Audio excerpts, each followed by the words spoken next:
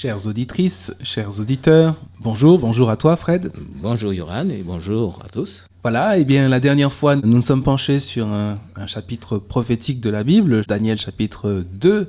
Il était question d'une statue d'abord composite de différents métaux qui représentent différents royaumes qui se succèdent. Et puis il était question d'une pierre qui se détachait sans l'action d'aucune main et qui venait frapper cette statue pour la réduire en pièces.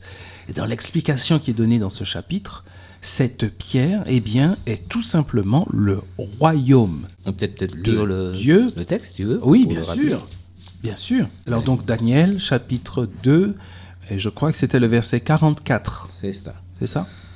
Dans le temps de ces rois, le Dieu des cieux suscitera un royaume qui ne sera jamais détruit et qui ne passera point sous la domination d'un autre peuple. Il brisera et détruira tous ces royaumes-là et lui-même subsistera éternellement. C'est ce qu'indique la pierre que tu as vue se détacher de la montagne sans le secours d'aucune main et qui a brisé le fer, l'airain, l'argile, l'argent et l'or. Voilà donc un texte extrêmement clair qui nous indique que cette pierre qui se détache de la montagne sans le secours d'aucune main, donc c'est une intervention divine là. Oui, c'est ça. Et que représente cette pierre? La dernière fois, nous avions pris ce texte de la deuxième épître de Pierre au chapitre 3 où l'apôtre disait « Or nous attendons, selon sa promesse, de nouveaux cieux et une nouvelle terre où la justice habite. » Voilà. Donc, clairement, cette pierre, et le texte le dit, représente le royaume que Dieu va instaurer. Mais ce qui est intéressant, c'est que Pierre dit bien que ce sont de nouveaux cieux et une nouvelle terre. C'est donc cette terre que Dieu va complètement remettre à neuf. Il s'agit bien de cette terre nouvelle qui inaugure cette chute de pierre. De la pierre. Et cette chute de la pierre, nous pourrions la rappeler, en tout cas une autre série de prophéties que nous trouvons dans l'Apocalypse, nous rappelle ce que nous lisons au chapitre 11 et au verset 15. C'est que ce royaume de Dieu va être annoncé par un certain nombre d'anges, de messagers célestes. Parce que angelos, effectivement, signifie messager. Et au verset 15, on nous dit que le 7e ange sonna de la trompette, et il y eut dans le ciel de fortes voix qui disaient « Le royaume du monde est remis à notre Seigneur et à son Christ, et il régnera au siècle des siècles. » Voilà, c'est ça. Il semble que c'est vraiment le texte qui fait le pendant, qui fait la liaison avec la prophétie de Daniel. Tout à fait.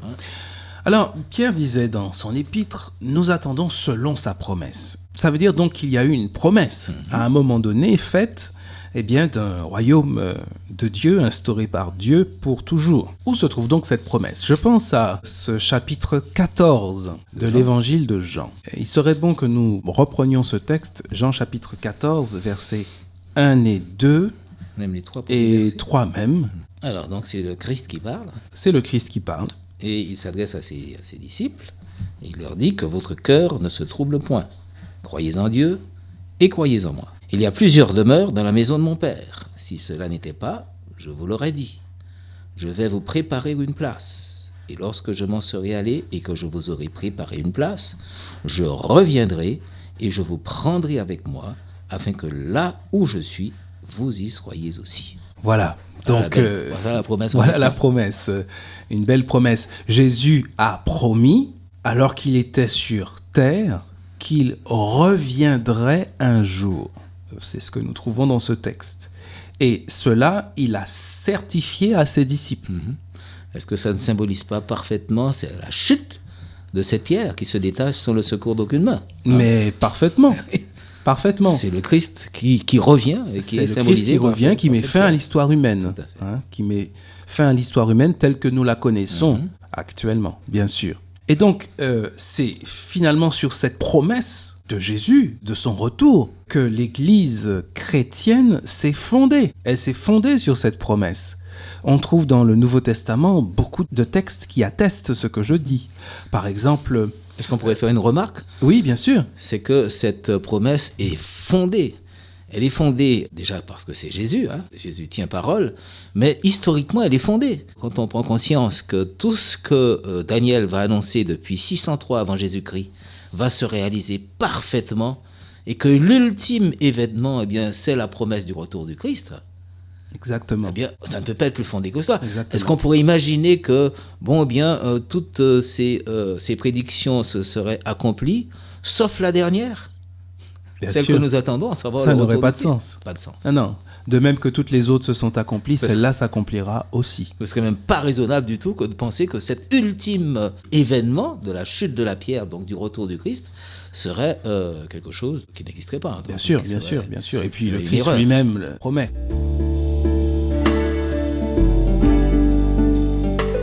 Alors, il y a beaucoup de textes, on ne va pas tous les prendre. Il y a des passages dans Éphésiens. Peut-être qu'on peut prendre ce texte de Colossiens, chapitre 1, verset 5. Épître de Paul aux Colossiens, chapitre 1, verset 5. Peut-être qu'il faudra commencer un petit peu avant, peut-être verset 4. Oui, peut-être même verset 3. Oui.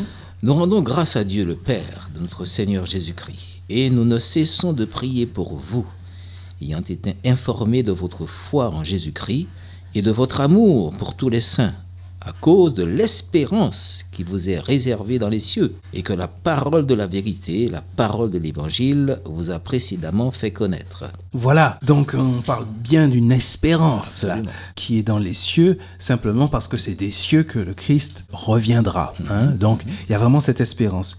Tout le Nouveau Testament, finalement, se fonde sur cette espérance du Christ qui reviendra un jour. Voilà, donc l'espérance suprême du chrétien, c'est-à-dire de celui qui a mis sa foi en Jésus-Christ, est donc l'espérance un jour du retour du Christ. Mais elle est fondée, Et elle est fondée. historiquement fondée, je dirais. Alors, le retour du Christ, mais pourquoi faire? Dans quel but? Eh bien, pourquoi le Christ va-t-il revenir ? Ben oui, Eh bien, il y a au moins plusieurs raisons, au moins 3 raisons. On va commencer par la première. Il revient pour mettre fin au mal, finalement. Parce que ça ne peut pas durer. Nous voyons bien qu'on arrive véritablement à saturation. Là, c'est une excellente nouvelle. Ça. Ah oui, ça, c'en est une. 1 Corinthiens 1, 55, voici un verset que nous pourrions lire dans ce sens. Alors, 1 Corinthiens, chapitre 1, tu dis? Oui, et Verset verset 55. 55. Pourquoi le Christ doit-il revenir ? Eh bien, il y a plusieurs raisons. La première, c'est mettre fin au mal. C'est une excellente nouvelle. Ah, je crois. Et nous avons un texte que nous pourrions lire pour cela, qui se trouve dans Apocalypse chapitre 20 et au verset 14. Apocalypse, chapitre 20, verset 14. Au fil de l'écriture, Fred et Yoran sur Parole de Vie, la radio chrétienne de la Côte d'Émeraude. La mort et le séjour des morts furent jetés dans l'étang de feu. L'étang de feu, c'est la seconde mort. Donc on voit que la mort eh bien, prendra fin. Exactement. Il n'y aura plus de mort. Ainsi que le séjour des morts, bien sûr. Et, le séjour où on accueille les morts. Et dans le chapitre 21, verset 4, il y a confirmation de tout cela.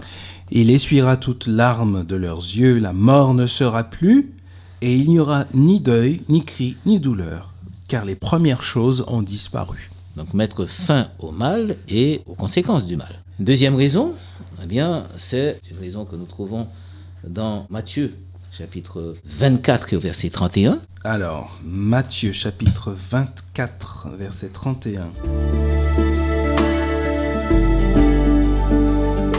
Il enverra ses anges avec une grande trompette, et ils rassembleront des 4 vents depuis une extrémité des cieux jusqu'à l'autre, ceux qu'il a choisis. Bien. Alors donc, rassemblement de ses enfants, de ses élus. Parmi ces élus, il y en a qui sont vivants et il y en a qui sont morts. Donc, la troisième raison, c'est celle que nous trouvons dans 1 Thessaloniciens au chapitre 4 et au verset 15 et 16. 1 Thessaloniciens. Qui concerne ces enfants morts, ces élus morts. Que va-t-il opérer en leur faveur ? 15 et 16, tu Oui, dis. oui.